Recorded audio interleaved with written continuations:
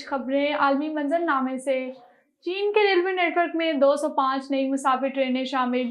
ملک کی جانب سے ایک نیا ریلوے آپریٹنگ منصوبہ نافذ کیا گیا ہے جس کا مقصد مسافروں اور کارگو نقل و حمل کی صلاحیت کو بہتر بنانا ہے۔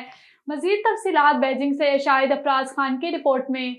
چین کی جانب سے ایک نیا ریلوے آپریٹنگ منصوبہ نافذ کیا گیا ہے جس کا مقصد مسافروں اور کارگو نقل و حمل کی صلاحیت کو بہتر بنانا ہے۔ اس نئے منصوبے کے تحت ملک بھر میں 205 نئی مسافر ٹرینوں کو شامل کیا گیا ہے جس سے مجموعی تعداد 12,690 ہو چکی ہے۔ ایڈجسٹمنٹ کے بعد بیجنگ ہانگ کانگ اور Shanghai Hong Kong high speed sleeper ٹرینوں کو پہلی بار لانچ کیا گیا تھا۔ چین میں اقتصادی طور پر متحرک علاقے یانگسی ریور ڈیلٹا نے اپنی پہلے ریلوے لوپ لائن کے آپریشن کا مشاہدہ کیا ہے جس نے شنگھائی شہر کو علاقائی کلسٹر کے بڑے شہروں کے ساتھ جوڑ دیا ہے۔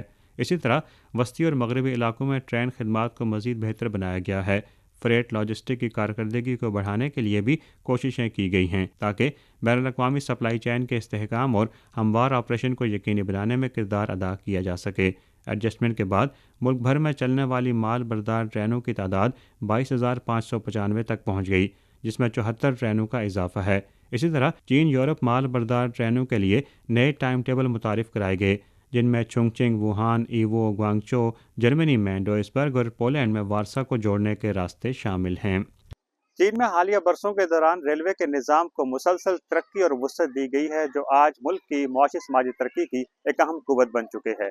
شاہد Afraz Khan, A1 TV، Beijing. Gaza کے مختلف علاقوں میں اسرائیلی فورسز کی سفاکانہ کارروائیاں جاری۔ 24 گھنٹوں میں مزید 30 فلسطینی شہید ہو گئے۔ یہودی افواج کے جبرن نقل و مکانی پر مجبور فلسطینیوں پر حملے شروع کر دیے۔ تل الخوا کے علاقے پر اسرائیلی فوج کے حملوں میں مزید 30 فلسطینی شہید ہو گئے۔ عرب میڈیا کے مطابق سول ڈیفنس غزہ نے تل الخوا میں اسرائیلی حملوں کی تصدیق کر دی۔ غزہ میں شہداء کی مجموعی تعداد 38,345 ہو گئی۔ 88,295 افراد زخمی ہیں۔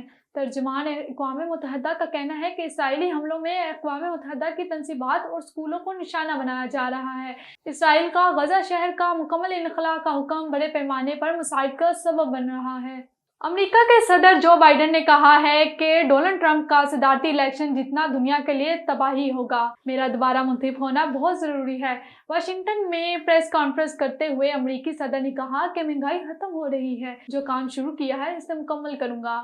کاملا ہیرس صدر بننے کی اہل ہیں اس لیے انہیں اپنا نائب صدر بنایا تھا۔ صحت مند ہوں، صبح 7 بجے اٹھتا ہوں اور آدھی رات تک مصروف رہتا ہوں۔ امریکی صدر جو بائیڈن نے مزید کہا کہ غزہ میں جنگ بھی ختم ہو رہی ہے۔ امریکہ غزہ میں جنگ بندی کی کوشش کر رہا ہے۔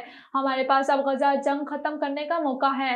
حماس اب مضبوط نہیں رہی۔ عربی قیادت سے غزہ کے معاملے پر اتفاق رائے کے لیے ملاقاتیں کی۔